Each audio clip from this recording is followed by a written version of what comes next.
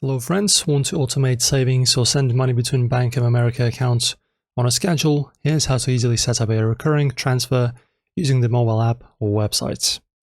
So firstly, open the website, bankofamerica.com of course, tap on transfer /Zelle from the bottom menu, then select between my accounts or to someone else, depending on who you're sending to.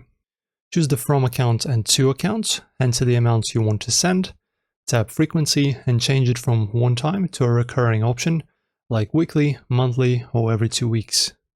Set a start date and optionally an end date, or leave it open-ended for ongoing transfers. Tap review transfer to double check everything, then tap submit. You'll get a confirmation right after. And that's how you set up a recurring transfer with Bank of America. Like and subscribe for more mobile banking tips, and let me know if you want a guide on using bill pay or Zelle next. See you soon.